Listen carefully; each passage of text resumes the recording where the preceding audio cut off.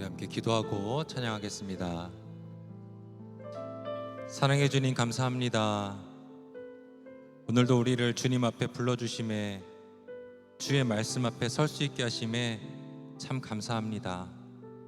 우리를 이 자리로 이끌어 주셨사오니 주님, 이 시간 주님의 은혜를 우리 가운데 쏟아 부어 주옵소서. 주의 말씀의 은혜가 우리 마음 가운데 가득 찰 수 있도록, 그리하여 날마다 살아계시고 우리와 함께 하시는 그 주님을 만날 수 있도록 주님께서 함께 하여 주옵소서. 예수 그리스도의 이름으로 기도하였습니다. 아멘. 네, 우리 함께 다 같이 일어나서 함께 찬양해 볼까요? 네. 이 시간 모든 근심과 걱정은 다 예수님 앞으로만 내어놓기 원합니다. 예수님만 바라보며 예수님만을 찬양합니다.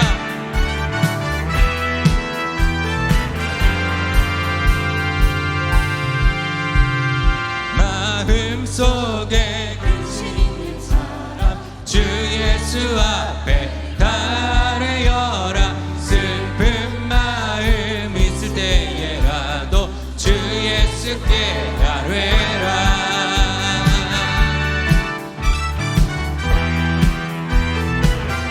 눈물 나며 기쁜 한숨 쉴 때 주 예수 앞에 달래어라. 은밀한 죄 내게 있더라도 주 예수께, 주 예수 앞에, 주 예수 앞에 달래어라. 주님의 친구니 무엇이나 결심하지 말고 주 예수께 아뢰라. 외로움과 두려움이 있을 때에 주 예수 앞에 달래어라. 내일 일을 염려하지 말고 주 예수께 아뢰. 주 예수 앞에, 주님의 친구니 무엇이나 근심하지 말고 주 예수께, 주 예수 앞에 달래라. 주 예수 앞에 달래어라. 주님의 친구니 무엇이나 근심하지 말고 주 예수께 아뢰라.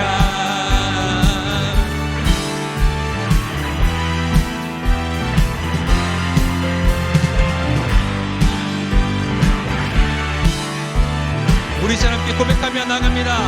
염려하지 말고, 염려하지 말고 기도와 간구로 감사함으로, 염려하지 말고 기도와 간구로 감사함으로, 염려하지 말고 기도와 간구로 감사함으로, 기도와 간구로 감사. 주 예수 앞에 아뢰어라. 주 예수 앞에 아뢰어라. 주님의 친구니 주 예수 앞에, 주님의 친구니 무엇이나 근심하지 말고 주 예수께, 무엇이나 근심하지 말고, 무엇이나 근심하지 말고 주 예수께 아뢰라. 찬양하세, 찬양하세, 찬양하세. 함께 소리 높여 찬양 드리세. 찬양하세, 찬양하세. 함께 소리 높여 찬양 드리세. 찬양받기에, 찬양받기에 합당하신 주님, 언제나 동일하신 주.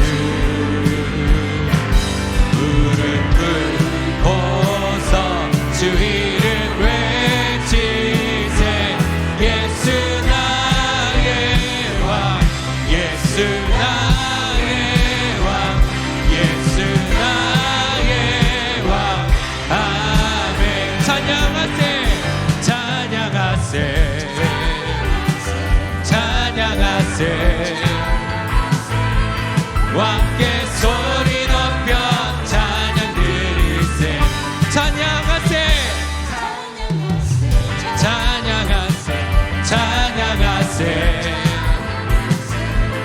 함께 소리 높여 찬양 드리세. 찬양받기에 합당하신 찬양받기에 합당하신 주님 언제나 동일하신 주.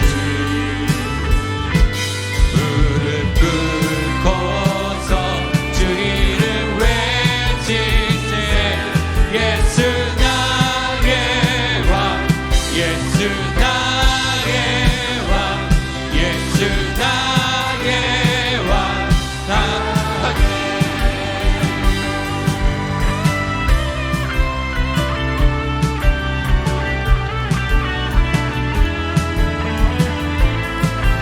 우리 왕 대신 주님만을 고백하며 나갑니다. 찬양하세 찬양하세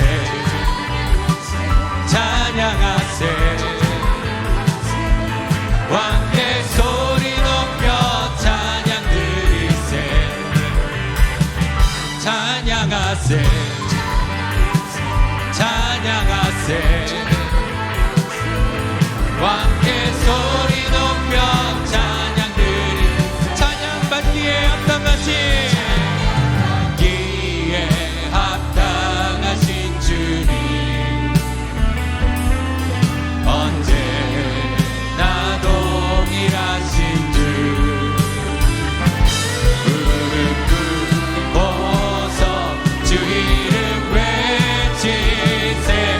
예수 나의 왕 예수 나의 왕 예수 나의 왕. 찬양받기에 합당하신 찬양받기에 합당하신 주님 언제나 동일하신 주. 무릎 꿇고서 외치세. 예수 나의 왕 예수 나의 왕 예수 나의 왕. 무릎 꿇고서 주 이름 외치세. 예수 나의 왕 예수 나의 왕 예수 나의 왕. 예수 나의 왕 예수 나의 왕 예수 나의 왕 예수 나의 왕. 아멘. 할렐루야. 찬양받기 합당하신 그 주님만을 높여드립니다.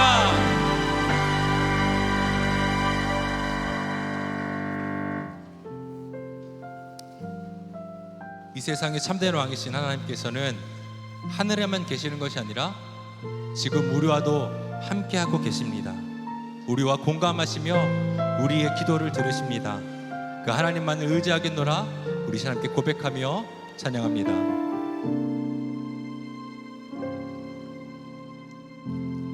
어려운 일 당할 때 나의 믿음 적으나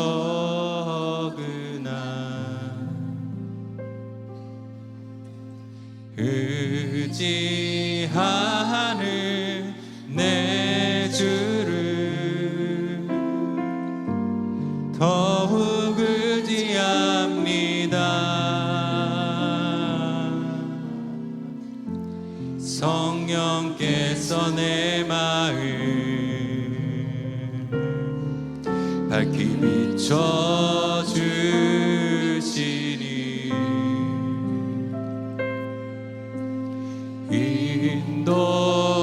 인도하심 따라서 주만 의지합니다. 세월이 지나갈수록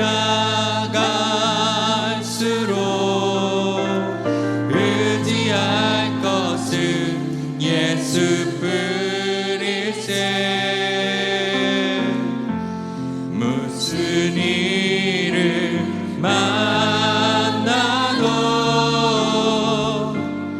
예수 의지합니다. 밝을 때의 노래와 밝을 때의 노래와 어둘 때의 기도로 위태할 때 도움을 위태할 때 도움을 주께 간구합니다. 생명 있을 동안에 예수 의지합니다.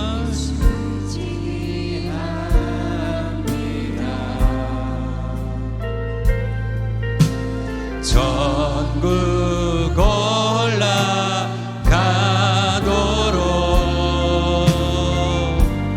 의지할 것뿐일세. 세월이 지나갈수록 의지할 것은 예수뿐일세.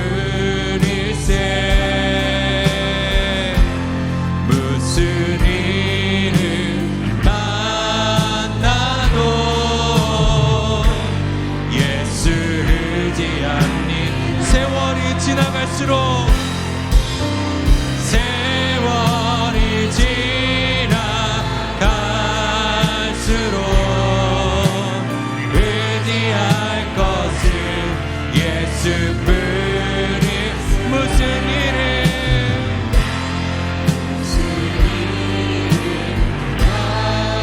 만나도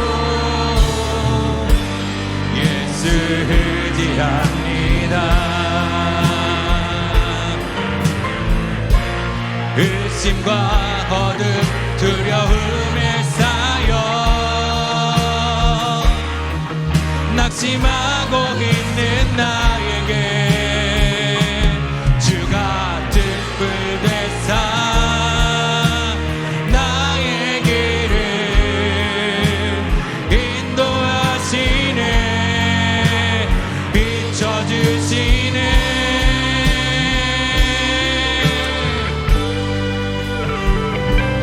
우리가 참된 빛 대신 그 주님만을 바라보며 의지하며 나아가기 원합니다.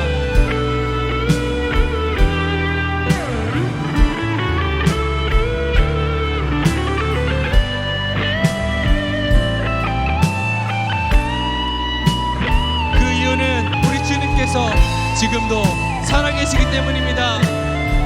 세월이 지나갈수록 세월이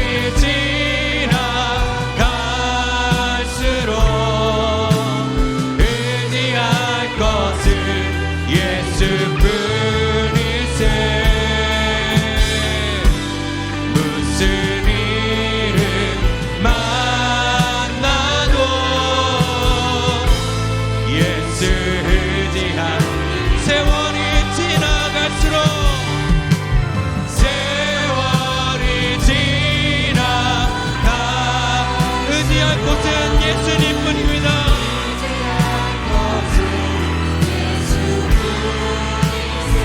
무슨 일을 만나도 무슨 일을 만나도 예수 의지합니다. 우리 그 살아계신 주님을 고백합니다. 살아계신 주 나의 참된 소망 걱정 의심 전혀 없네.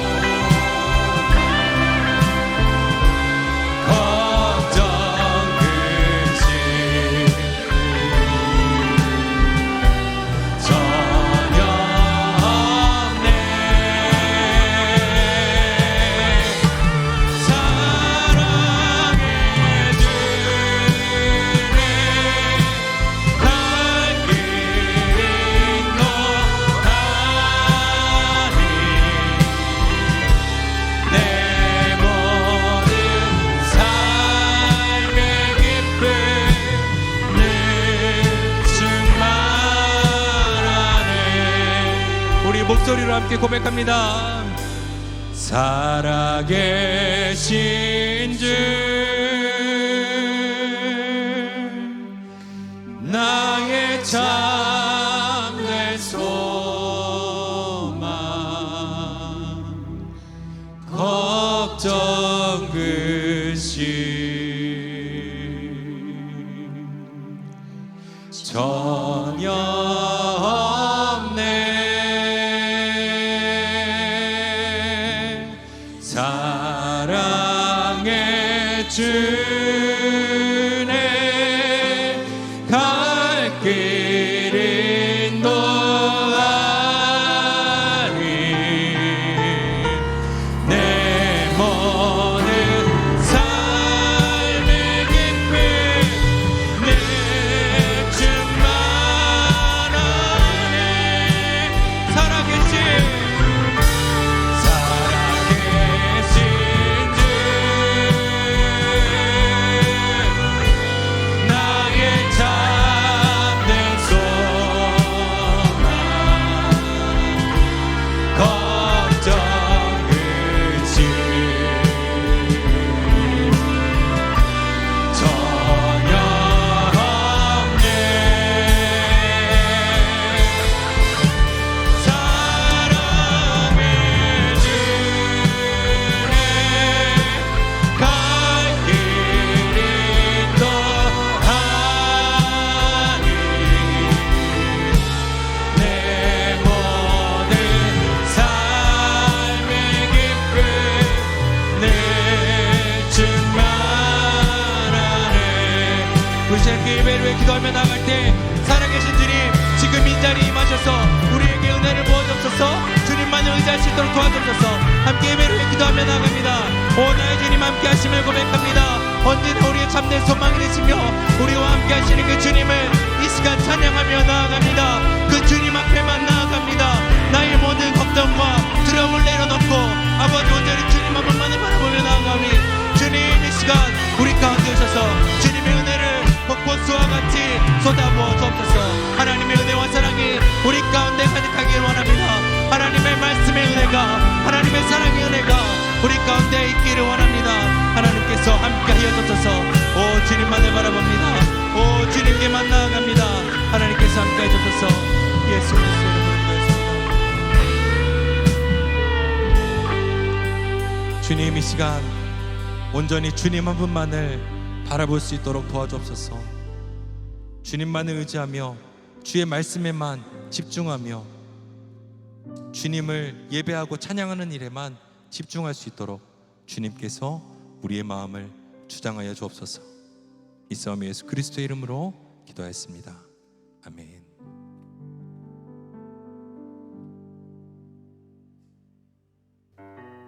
소명으로 걷는 소명교회.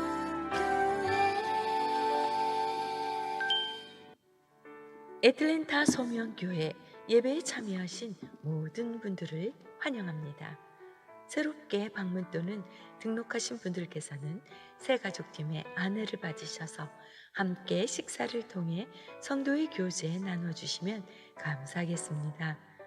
오늘의 친교 1부는 박종영, 박향림 권사님 가정에서, 2부는 전영태 장로님께서 제1장으로 섬겨주시는 구루터기셀에서 제공해 주셨습니다. 감사드립니다. 7월 27일 교회 소식입니다. 오늘 오후 1시 15분 쉼터에서 임시 임원회로 모입니다. 중요한 안건을 나누고 논의하는 자리로 각 위원회 및 임원분들께서는 한 분도 빠짐없이 꼭 참석 부탁드립니다. 노숙자 사역이 8월 2일 이번 주 토요일에 있습니다. 새벽 예배 후 오전 8시 30분 쉼터에서 출발합니다. 8월호 생명의 삶이 준비되었습니다. 안내 데스크에서 오불에 구입하실 수 있습니다. 주차 안내입니다. 강당 주차 자리가 부족할 때에는 카페테리아 건너편에 있는 제2주차장을 이용 바랍니다. 식사 후 더 가깝게 이동하실 수 있습니다. 강당 출입구 앞 주차 자리는 노약자를 위해 양보 부탁드립니다. 교인 등록 및 교적 업데이트. 아직 등록 카드를 작성하지 않으신 성도님들과 주소 및 연락처 변동이 있는 분들께서는 안내 데스크에서 등록 및 수정 바랍니다. 목장 편성 안내입니다. 기존 교구와 각셀 그리고 도목장으로 재편성하였습니다. 방주 목장은 박동규 목사님 담당, 열매 목장은 노세승 목사님께서 담당해 주십니다. 편성표가 안내 데스크에 준비되었습니다. 등록카드 기준으로 편성했으며 빠지신 분이 계시면 박동규 목사님에게 알려주시길 바랍니다. 총영사관 대사관 4층 보이스피싱 주의 안내입니다. 최근 한인사회에 총영사관과 대사관 등 공공기관을 사칭하여 보이스피싱으로 한인사회에 피해가 발생하고 있습니다. 절대로 한국정부에서는 전화, 문자, 이메일 등으로 개인정보나 금전송금을 요구하지 않습니다. 혹 전화를 받으시면 바로 끊으시고 화면에 보이는 총영사관 대표 전화로 전화하며 피해를 먹을 수 있길 바랍니다.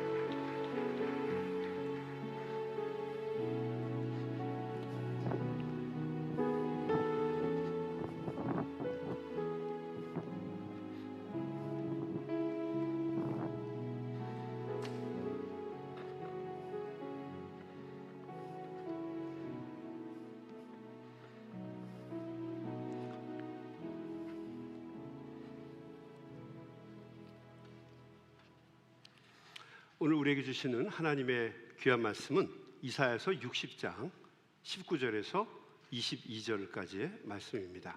우리 한 절씩 돌아가면서 교독하도록 하겠습니다. 다시는 낮의 해가 내 빛이 되지 아니하며 달도 내게 빛을 비추지 않을 것이요 오직 여호와가 내게 영원한 빛이 되며 내 하나님이 내 영광이 되리니 다시는 내 해가 지지 아니하며 내 달이 물러가지 아니할 것은 여호와가 내 영원한 빛이 되고 내 슬픔의 날이 끝날 것임이라.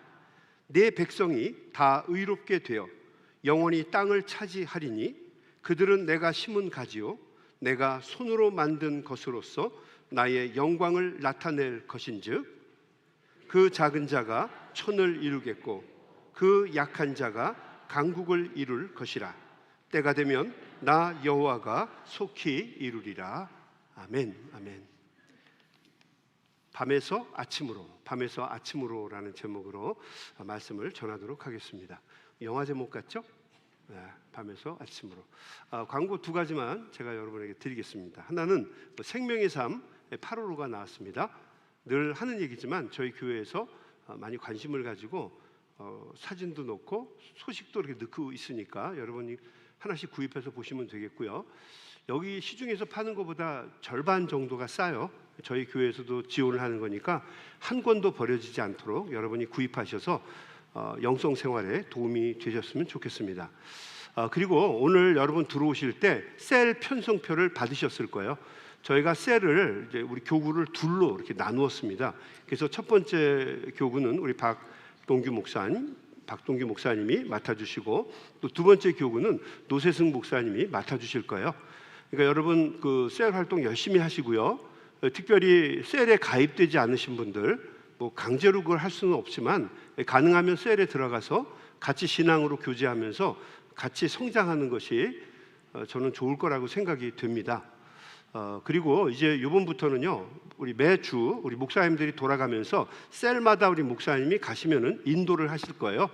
그러니까 우리 목사님이 셀 인도하시는 걸 잘 보시고 셀 리더들이 그대로 그 순서대로 하시면 됩니다.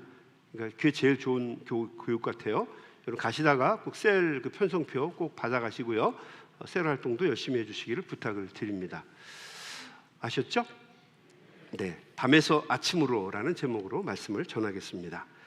중학교에 처음 들어갔을 때 미술 시간에 인상파 화가에 대해서 배운 적이 있었습니다.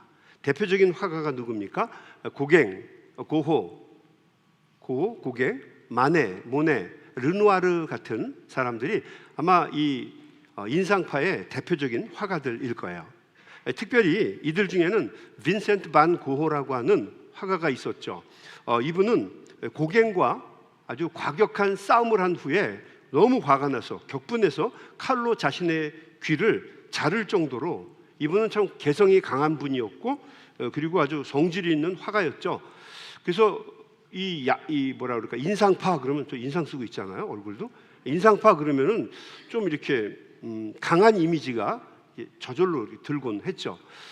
그래서 누가 만약에 인상파가 뭐냐라고 물어보면 여러분 인상파 화가가 뭐예요? 인상파 미술 사조가 뭐죠? 인상파가 뭐예요? 응? 인상 쓰지 마시고 얘기해 보세요. 인상파가 뭐예요? 잘 모르죠. 저는 처음에 인상파가 뭐냐 그렇게 물어보면요 그림을 그릴 때 인상을 쓰면서 그림 그리는 게 저는 인상파인 줄 알았어요. 그런데 시간이 지나서 보니까 인상파가 뭐냐면 인상파는 빛과 색채의 순간적인 변화를 포착하는 거예요. 놓치지 말고 포착해서 자연의 모습을 그대로 표현하는 기법입니다. 사람의 눈에는 보이지 않는 빛이지만 그 빛이 사물에 와서 닿게 되면 사물이 변하는 거예요. 다른 모습으로 보이게 되는 겁니다. 사물이 어떻게 달라지는지, 또 빛이 비춰졌을 때 사물이 가지고 있는 새로운 모습을 놓치지 않고 그리는 것이 바로 인상파 사조의 중요한 그 포인트죠. 그래서 인상파 미술 사조의 핵심은 빛입니다. 빛. 인상파 화가들에게는 보이는 사물의 색깔이나 형태는 그렇게 중요하지 않아요. 그건 오히려 그림의 본질이 아니에요. 이런 이 스토리통이라든지 마이크라든지 이런 건 중요하지 않아요. 중요한 것은 뭐냐면, 중요한 거는 빛입니다. 빛. 보이는 것들은 빛에 의해서 언제든지 그리고 얼마든지 다르게 보일 수 있기 때문이에요. 빛이 굉장히 진하게 확 들어오면은 다른 모습으로 나타나고요. 어설프게 나타나게 되면 또 다른 모습으로 나타나요. 그래서 이 인상파 화가들에게 있어서 가장 중요한 것은 이런 사물이 아니라 사물을 보이진 않지만 사물에 와서 비춰지는 모습이, 비춰지게 만드는 빛이 더 중요하다는 거죠. 여러분 제 말 이해하시겠어요? 빛에다가 초점을 맞추고 있는 게 바로 인상파 미술 포인트죠. 빛으로 언제든지 사람을 다르게 보이도록 만들 수 있다는 거예요. 그래서 제가 청년 시절에 이렇게 표어처럼 늘 하던 말이 뭐였냐면, 믿지 말자 화장빨, 속지 말자 조명빨, 이런 말이 있었어요. 기억나시나요? 여러분도 들었죠? 믿지 말자 화장빨, 속지 말자 조명빨. 밤에 그냥 이렇게 만나가지고 이렇게 데이트하다가 강력한 조명 때문에 달리 보고서 이제 결혼을 하고 나서 이제 평생 후회하는 사람들이 꽤 있어요. 그러니까 조명빨, 화장빨 조심하라는 거죠. 빛으로 언제든지 사람을 다르게 만들 수 있다는 거죠. 그래서 인상파 화가들은 사물에 스며드는 눈에 잘 보이지 않는 빛의 형태나 양이 사물을 다르게 보이게 만들기 때문에 이런 눈에 보이는 어떤 대상보다도 여기에 이걸 관찰하는데 시간을 쓰지 않고 눈에 보이지 않는 빛을 관찰을 하는 것을 중요시 여깁니다. 빛이 비춰지면 보이지 않던 새로운 모습의 작품들이 드러나게 되고 새로운 세상이 열리게 된다고 믿었기 때문이에요. 이게 바로 인상파 미술 사조입니다. 성경을 보게 되면 성경에도 이런 것들을 찾아볼 수가 있어요. 특별히 성경에도 보면 빛과 어둠에 관한 이야기가 많이 나오죠. 세상은 언제나 빛과 어둠이 공존합니다. 빛이 있으면 어두움이 있고 어두움이 있으면 빛이 있어요. 어두움이 지배하는 세상에 빛이 들어오면 어둠은 사라지고, 그리고 빛이 약해지게 되면 어둠이 지배하게 되죠. 항상 두 영역이 존재합니다. 그러나 우리가 함부로 빛은 선이고 어둠은 악이다라고 함부로 이야기할 수는 없어요. 왜냐하면 빛과 어둠은 둘 다 하나님이 만드신 피조물이기 때문에 그렇습니다. 한번 생각해 보세요. 아주 대낮인데 세상이 암흑이 가득 차서 아무것도 볼 수 없다고 한다면 어떻게 되겠어요? 재앙 아니겠습니까? 운전을 할 수 있겠어요? 누가 누군지를 알 수 있겠어요? 뭘 할 수가 있겠어요? 그러니까 여러분, 이 빛이라고 하는 거 굉장히 중요하죠. 근데 이게 어두워지면 금방 혼란이 오는 거예요. 그 출애굽기에 보게 되면 10가지 재앙이 내리는데 그 중에 9번째가 뭡니까? 대낮인데도 새까맣게 암흑이 지배하는 거예요. 그러니까 사람들이 혼돈 속에 빠지게 되고 어려움을 당하게 되죠. 또 반대로 이제 휴식을 취하면서 에너지도 보충해야 되는 그런 잠을 자야 되는 캄캄한 밤 시간이에요. 그런데 대낮처럼 환해진다고 한다면 이거 어떻게 되겠어요? 굉장히 이것도 심각해지지 않겠습니까? 그러니까 낮은 밝아야 되고 밤은 어두워야 된다라고 하는 거죠. 이 두 가지가 같이 있어야 돼요. 그래서 빛과 어둠은 항상 함께 있어야 되고 동전의 앞뒷면처럼 언제나 서로 짝을 이룹니다. 성경의 시작인 창세기는 빛과 어둠을 공존할 수 있도록 함께 다루고 있어요. 하나님이 창조 활동을 하시기 전에 세상은 흑암 속에 있었어요. 아니, 세상의 흑암 속에 있는 게 아니라 정확하게 얘기하면 아무것도 없었어요. 시꺼먼 무만 있었던 거죠. 무. 뭐라고 얘기할까요? 텅텅 빈 겁니다. emptiness. 근데 그것이 어둠이었던 거예요. 아무것도 없는 상태, 공허한 상태, 새까만 것 상태. 이것을 우리가 뭐라고 부르냐면 케이아스라고 하죠. 영어에서 케이아스, 카오스라고 합니다. 헬라 말로는 카오스라고 해요. 뜻은 혼란, 혼동입니다. 아무것도 없다는 뜻이에요. 이 카오스, 아무것도 없는 곳이었어요. 근데 이 카오스의 이 혼동의 영역에 하나님께서 이렇게 말씀하시죠. Let there be light. 빛이 있어라. 자, 그러자 빛이 있었습니다. 창세기 1장 3절에서 5절까지의 말씀이에요. 하나님이 이르시되 빛이 있으라 하시니 빛이 있었고 빛이 하나님 보시기에 좋았더라. 하나님이 빛과 어둠을 나누사 하나님이 빛을 낮이라 부르시고 어둠을 밤이라 부르시니라. 잘 들어보세요. 저녁이 되고 아침이 되니 이는 첫째 날이니라. 신기하죠? 저녁이 되고 아침이 되니 첫째 날이었다. 여러분, 빛이 그냥 생겨난 게 아니에요. 자연 발생적으로 생겨난 게 아니라 하나님께서 Let there be light, 빛이 있어라 라고 명령을 내리셨기 때문에 빛이 생긴 겁니다. 그리고 하나님께서는 이 빛을 만드신 후에 빛의 배경이 되었던 어둠의 세상, 하나님, 이건 그냥 없는 상태예요. 무의 세계예요. 그 없는 어둠의 세계를 하나님이 없애버리신 것이 아니라 세상을 하나님이 만드신 빛과 어둠으로 나누셔서 공존하게 만드셨어요. 그리고 밤을, 이 빛을 낮이라고 부르셨고 어둠을 밤이라고 부르셨어요. 그러니까 여러분, 이 시점부터는 어둠도 하나님의 피조물이에요. 빛도 하나님의 피조물이지만 하나님이 계획을 가지시고 디자인하셔서 만드셨기 때문에 이제는 빛과 어둠이 하나님의 디자인 속에 있는, 계획 속에 있는 피조물이다라는 이야기입니다. 하나님은 혼돈 속에서 빛을 만드셔서 그 카오스의 상태의 무질서 속에서 빛을 만들어서, 그래서 낮에는 빛이 주관하게 하시고 그리고 밤에는 어둠이 주관하게 하시면서 질서를 부여하셨어요. 우리가 이 질서를 코스모스라고 불러요. 그래서 카오스에서 코스모스로 하나님께서 지배하게 하셨죠. 그리고 하나님께서는 하늘의 궁창을 여시고 그리고 반짝이는 발광체들, 빛나는, 밤하늘에 빛나는, 그리고 낮에 빛나는 광명체가 세상을 지배하게 하셨어요. 낮에는 태양이 환하게 땅을 비추게 하셨고 그리고 밤에는 그거보다는 좀 약하지만 은은한 빛을 내는 달과 별이 땅을 지키도록 하셨어요. 그래서 피조물들이 생활하는데 어려움이 없도록 만드셨습니다. 낮과 밤은 하나님이 만드신 시간의 질서를 지키는 청지기들이에요. 이들도 피조물이고 이들도 자신의 임무에 충실하게 낮에는 태양을 통해서 밝음을 유지하고 그리고 밤에는 달이나 별을 통해서 어둠 속에 어둠을 유지하는데 사람들이 볼 수 있을 만큼 그렇게 만드는 일들을 하는 질서, 코스모스를 지키는 청지기들이라는 거죠. 이 밝음과 어둠, 이 두 가지는 서로 교차하면서 창세기부터 요한계시록까지 그리고 오늘 우리가 이 살고 있는 이 현대에 이르기까지 계속 끊임없이 교차하면서 돌고 도르면서 새로운 역사를 만들어 왔습니다. 그런데 신기한 것은 세상의 시간의 흐름이 우리가 언뜻 생각하면 밝음에서 어둠으로 가는 거라고 생각할 거예요.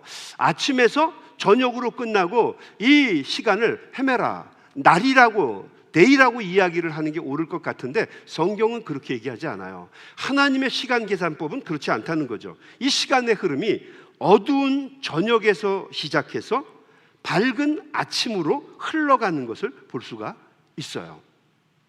하나님은 세상을 창조하시면서 모두 7부분으로 나누었어요. 그래서 첫째 날에는 하나님께서 지금 말씀드린 것처럼 빛을 만드시고 빛과 어둠을 만드시고 계속 만들어 나가셨어요. 둘째 날, 셋째 날, 넷째 날, 다섯째 날, 여섯째 날 다 만드셨어요. 그런데 신기한 것은 그 정해진 기간을 하나님께서는 창조 활동을 하시면서 어김없이 하나님의 창조의 시간표 속에서 이런 후렴구를 하셨어요. 그 뭔가? 들어보세요. 저녁이 되고 아침이 되니 이는 첫째 날이니라.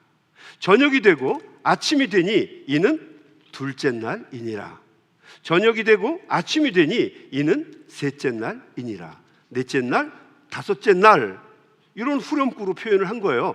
그리고 여섯째 날에는 안식일이 되기 때문에 이 표현을 쓰지 않았던 거죠.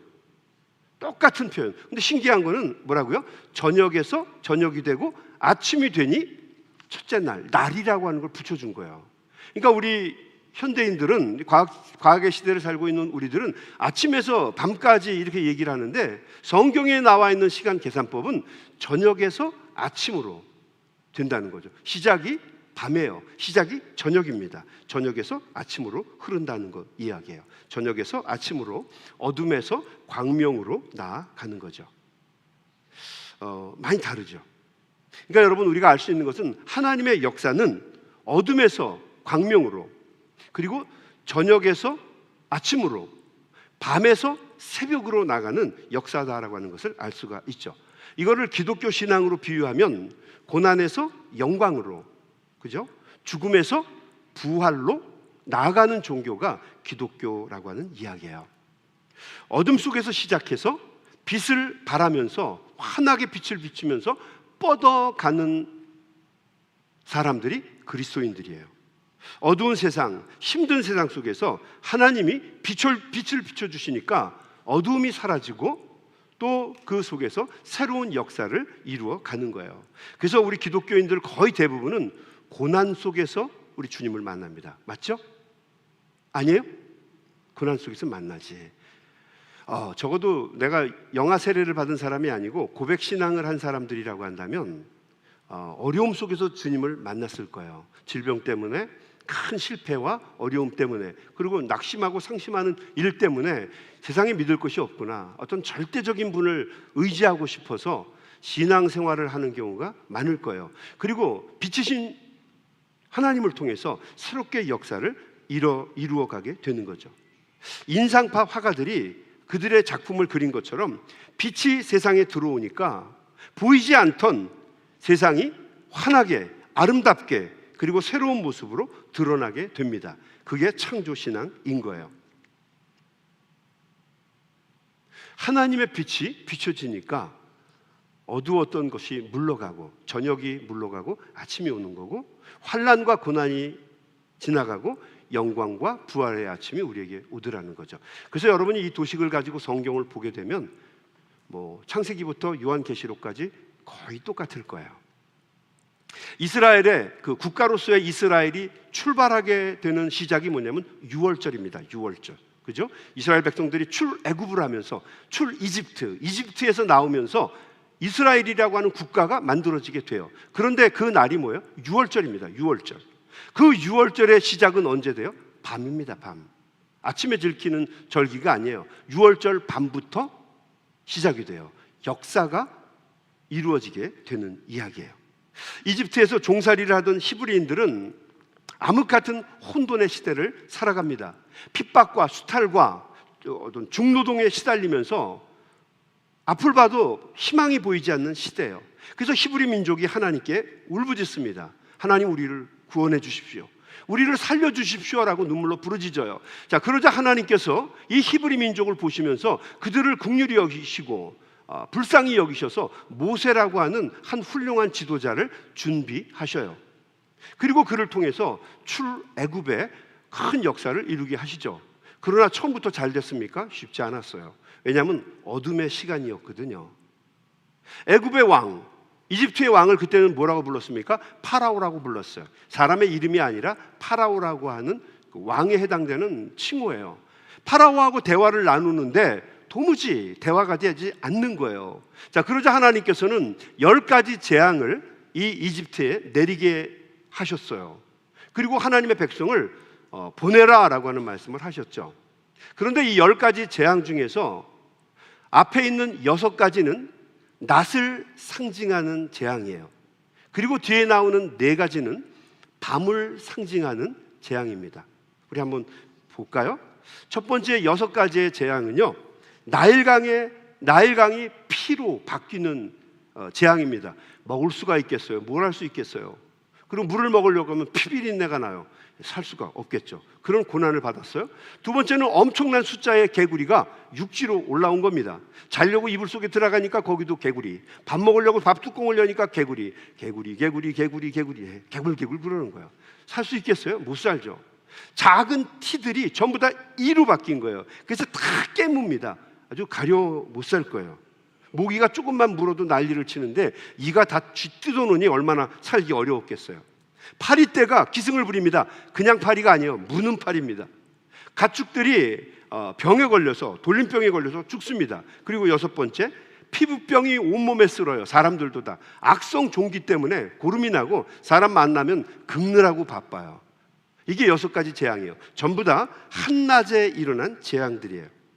자, 그리고 나머지 네 가지의 재앙, 일련의 재앙들은 분명히 낮인데, 한낮인데 갑자기 밤으로 돌변하는 카오스입니다. 카오스, 혼란이 돌아오게 된 거예요.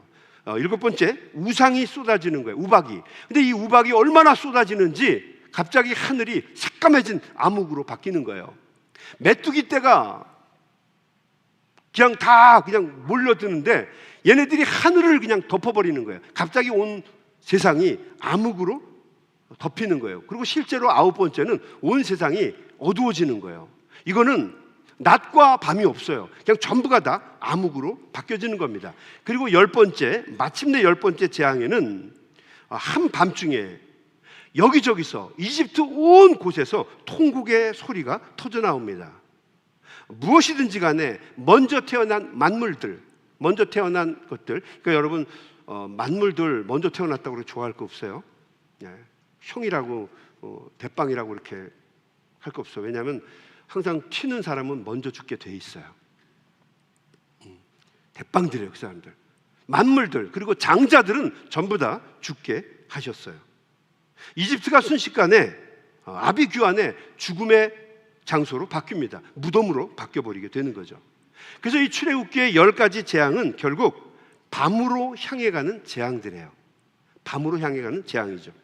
이 성경의 표현들을 보게 되면 이런 표현의 연속입니다. 고통을 받았다, 울부짖었다, 어두워졌다, 캄캄해졌다, 그리고 마침내 밤에 죽음의 기운에 온 세상이 잠겨버리게 되었다라고 하는 거죠.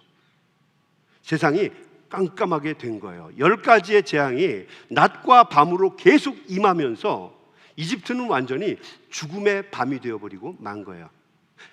출애굽기 12장 41절과 42절에 보면 이렇게 표현이 되어 있어요. 한번 보세요.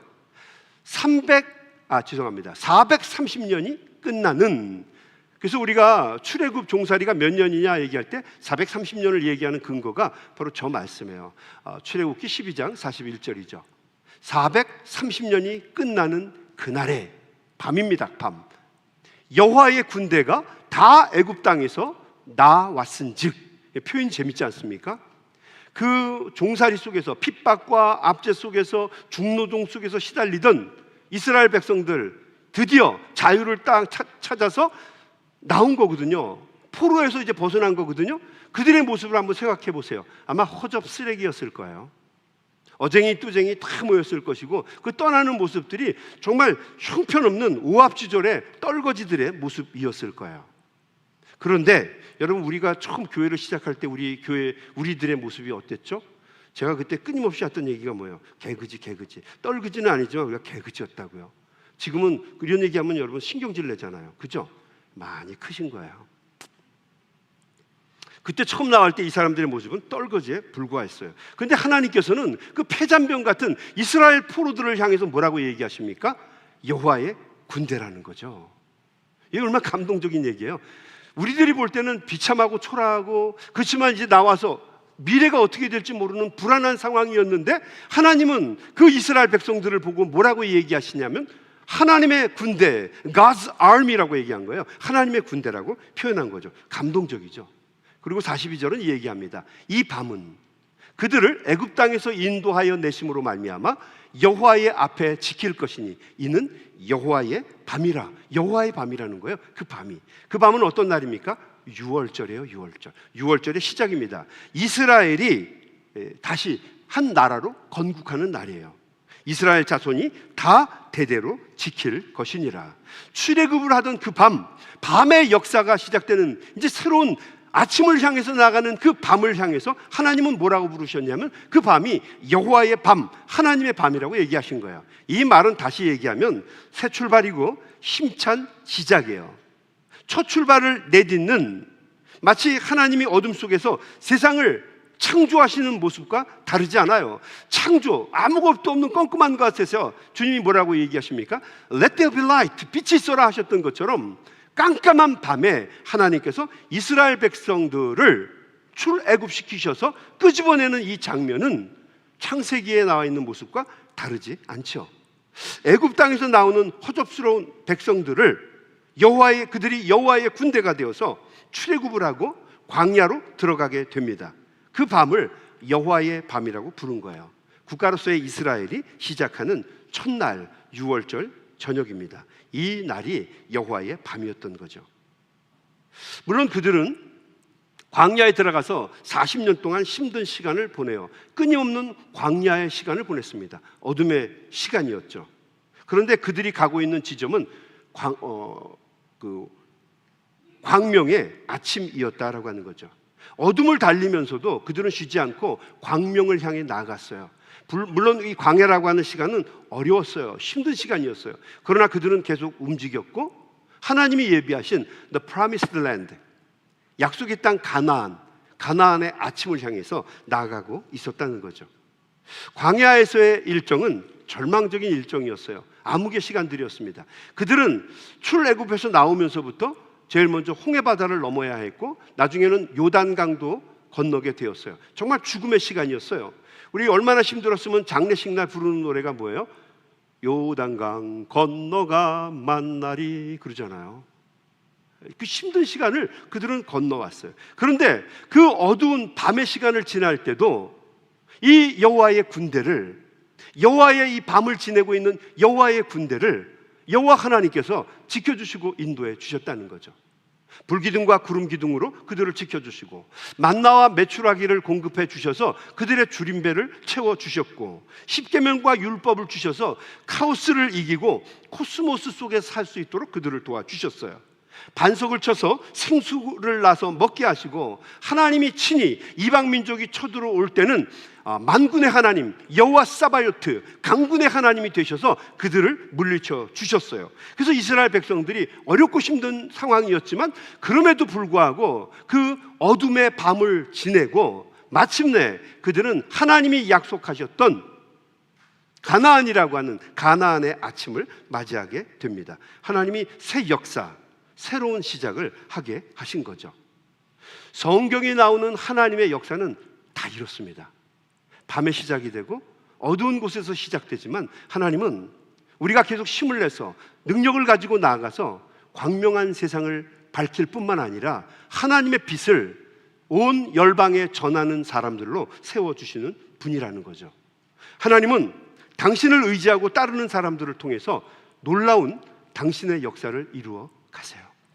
성경에 나와 있는 사람들 중에서 잘 나가고 똑똑한 사람이 하나님 앞에 쓰임받은 사람 한 사람도 없어요. 있으면 얘기해 보세요. 없어요. 절망을 경험하고 암흑을 만나고 힘들고 어려운 사람들이에요.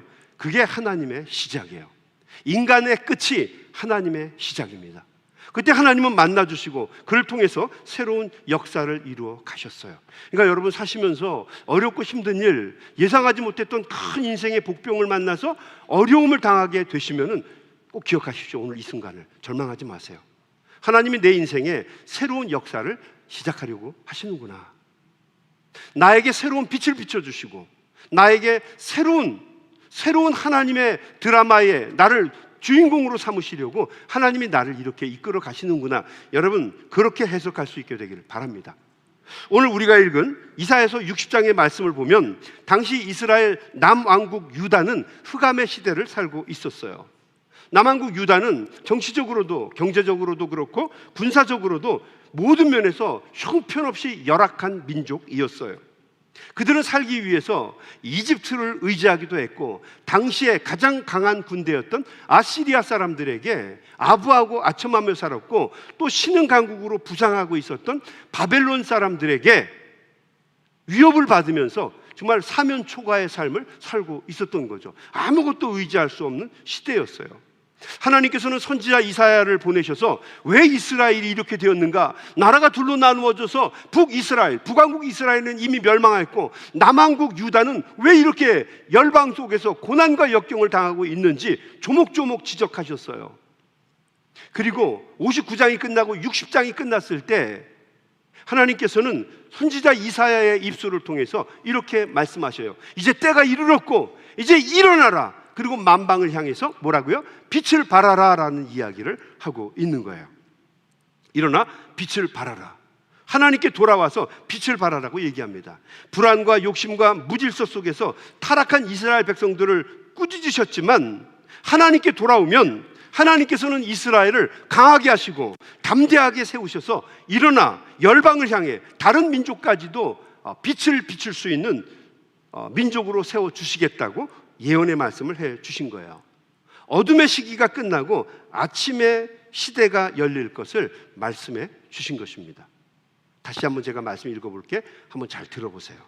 다시는 낮에 해가 내 빛이 되지 아니하며 달도 내게 빛을 비추지 않을 것이요 오직 여호와가 내게 영원한 빛이 되며 내게 내 하나님이 내 영광이 되리니 다시는 내 해가 지지 아니하며 내 달이 물러가지 아니할 것은 여호와가 내 영원한 빛이 되고 내 슬픔의 날이 끝날 것임이라. 하나님께서 붙잡아 주시고 하나님이 인도해 주시겠다는 거예요.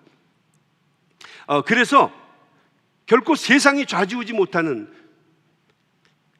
빛도 우리를 가리지 못하고 빛을 뺏지 못하고 밤의 달도 우리를 가리지 못하는 그런 일을 하나님께서 주시겠다는 거예요. 신약성경으로 얘기하면 세상이 결코 빼앗을 수 없는 평화와 기쁨을 하나님이 주시겠다는 이야기예요. 하나님의 약속입니다. 21절 내 백성이 다 의롭게 되어 영원히 땅을 차지하리니 그들은 내가 심은 가지요 내가 손으로 만든 것으로서 나의 영광을 나타낼 것인즉 그 작은 자가 천명을 이루겠고 그 약한 자가 강국을 이룰 것이라. 때가 되면 나 여호와가 속히 이루리라. 하나님께서 우리를 강하고 담대하게 만들어서 열방의 빛을 발하는 민족으로 세워주시겠다라는 약속입니다. 언제가 되면? 때가 되면. 그때는 언제입니까? 빛이신 우리의 구주 예수 그리스도가 오실 때예요. 선지자 이사야를 통해서 700년 전에 예언했던 이 말씀은 포로기를 거치고, 그죠? 586년 BC에 남쪽 유다가 멸망을 당하고 다 끌려가서 고난과 역경을 받은 후에 그리고 돌아와서 어려운 가운데 이스라엘을 재건하죠. 그들의 마음속에는 메시아가 오시면 우리가 다시 일어날 것이다라고 하는 메시아니즘이 싹트게 돼요. 그들은 신구약이라고 하는 그 사이에 중간기, 약 400년이라는 중간기를 또 지나게 되죠. 거의 700에서 800년의 세월이 흐르게 돼요. 그리고 감격스럽게 요한복음 8장 12절에 보게 되면 이렇게 말이 시작이 됩니다. 나는 세상의 빛이니 I'm the light of the world. 내가 세상의 빛이니 나를 따르는 자는 어두움에 다니지 아니하고 생명의 빛을 얻으리라. 주님의 약속이에요. 7, 800년 동안 기대하고 고대했던 그 메시아, 세상의 빛이신 메시아가 요한복음 8장 12절에 이르러서 뭐라고 얘기하는가? 나는 세상의 빛이다라고 하는 거죠. 나를 따르는 자는 어두움에 다니지 아니하고 생명의 빛을 얻으리라 라고 약속을 하시는 거예요. 예수님이 빛이시고 예수님이 생명이신데 그분이 우리에게 오셨다는 거예요. 우리를 지배하고 우리를 힘들게 하는 암흑이 이제 물러가고 저녁이 물러가고 밤이 물러가고 아침이 온다는 이야기예요. 어둠이 물러가고 광명이 우리에게 올 것이다라고 하는 예언의 말씀을 한 거예요. 인상파 화가들이 그들이 관심을 가졌던 대상은 현실이 아니라 어떤 사물이 아니라 이 모든 것을 새롭게 비추어주는 빛이라고 하는 것을 알고서 그 빛에 관심을 가졌던 것처럼 우리 신앙인들이 가져야 될 관찰의 대상은 무엇인가? 생명의 빛이신 예수 그리스도이신 줄로 믿습니다. 우리의 현실이 아무리 어렵고 힘들어도 우리가 바라봐야 될 것은 우리에게 절망과 아픔을 주는 어둠이 아니에요. 하나님의 빛을 통해서 이 모든 것들은 새롭게 비추어지는 날들이 있을 거예요. 교회에 많은 사람들이 와서 간증을 합니다. 집회를 해요. 그렇죠? 맞죠? 그들이 집회를 하고 우리도 좀 할까요? 좀만 기다려. 우리가 아마 그 간증 집회도 하고 그럴 거예요. 그러면 간증에 나오는 스피커로 나와서 간증하시는 분들이 어떤 얘기합니까? 내가 태어나서부터 여태까지 주의 은혜로 잘 먹고 잘 살았습니다. 그러면 여러분들이 아멘 그러세요? 저거 어디서 저런 걸 불러와서 그러지 않아요? 앞에 나와서 간증하는 사람들은 공통점이 있어요. 뭐예요? 어둠의 시대를 지낸 거예요. 내가 이렇게 해서 어두웠고, 내가 이렇게 해서 죽을 뻔했고, 내가 이렇게 해서 절망의 시대를 살았는데 빛이신 주님이 내 인생에 오니까 내가 뭐예요? 밤의 시간을 끝내고 저녁의 시간을 끝내고 아침의 시간, 광명의 시간을 맞이하게 되었다라고 얘기를 하는 거예요. 그럼 여러분 뭐라고 해요? 아멘, 놀렐루야 그러지 않아요? 그게 여러분 신앙의 모습이고 신앙의 여정입니다. 우리가 주님을 바라볼 때 삶이 바뀐다라고 하는 이야기죠. 우리가 소명교회를 시작한 지 3년 8개월이에요. 우리는 광야의 시절을 지나왔어요. 뭐 지금도 지나고 있지만 참 어렵고 힘겹지만 열심히 최선을 다해서 왔어요. 우리 소명교회 성도님들 정말 훌륭하고 대단한 분들이에요. 만약에 여러분들이 세상의 것을 바라봤다면 결코 여기에 여러분은 있지 않을 거예요. 주님을 바라보고 내가 빛이신 주님을 바라보고 살겠다고 마음을 먹으니까 그 다음부터 하나님께서 여러분을 이끌어 가시는 것이고 또 여러 가지 어려움 속에서도 여기에 이르게 하신 거예요. 그러니까 여러분 잘하는 겁니다. 최선을 다하시는 거예요. 여기까지 왔으니 여러분 지금 우리가 조금 힘들고 어렵다고 해서 뜻을 바꾸거나 흔들리거나 힘들어하지 마시고 여러분 아침까지 가나안의 아침까지 같이 갑시다. 낙심하지 말고 희망을 가지고 열심히 하나님 우리에게 빛을 주십시오. 우리가 주님을 열심히 섬기겠습니다. 일어나서 세상에 빛을 발할 수 있는 우리 소명의 가족으로 설 수 있도록 여러분 주님 앞에 끝까지 주어진 삶을 감당하시는 우리 믿음의 종들 다 되시기를 주의 이름으로 간절히 축원합니다. 우리 한번 같이 기도하겠습니다. 하나님 감사합니다. 세상에 암흑과 빛이 존재하지만 하나님께서 이 모든 것을 주관하시고 인도하시는 줄로 믿습니다. 우리가 비록 암흑의 시간을 보내고 어둠의 시간을 보냈지만 우리가 암흑의 시간으로 살지 않는 이유는 빛이신 주님이 우리와 함께 하시고 우리를 인도해 주시기 때문인 줄로 믿습니다. 우리 주님 바라보면서 끝까지 주어진 삶을 잘 감당하게 하셔서 가나안에서의 밝은 아침을 맞을 수 있도록 저희들을 붙잡아 주시고 인도해 주시옵소서. 우리 자녀들의 문제와 또 우리 가정의 문제와 꿈의 문제와 우리 신앙의 문제와 우리 사명의 문제 때문에 힘들고 어려운 시간을 보내고 있는 우리 믿음의 종들이 많이 있습니다.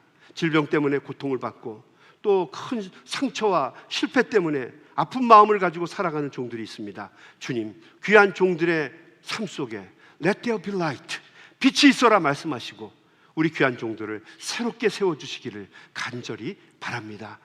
빛이신 주님 붙잡고 새로운 미래를 열어갈 수 있도록 우리 소명의 가족들 하나님께서 붙잡아 주시고 인도하여 주시옵소서. 이제는 하늘 보좌를 버리시고 더럽고 추악한 이 세상에 오셔서 우리에게 생명의 빛을 주시려고 오셔서 십자가에 달려 죽기까지 우리를 사랑해 주신 우리 구주 예수 그리스도의 은혜와 또 그 아들을 세상을 밝히는 빛으로 보내주셔서 우리로 하여금 하나님의 백성이 되는 축복과 권세를 허락하신 성부 하나님의 크고 넓으신 사랑하심과 어떠한 고난과 역경 속에서도 굴하지 아니하고 빛이신 주님과 함께 아침을 향해 나아가는 우리 나아갈 수 있도록 도와주시고 인도해 주시는 성령님의 함께 하심이 오늘도 학교 성전에 모여서 믿음으로 예배를 드리고 세상을 향해 빛을 발하러 믿음으로 일어서는 우리 사랑하는 소명의 가족들 삶 위에 이제로부터 영원토록 함께 계시기를 간절히 축원하옵나이다. 아멘.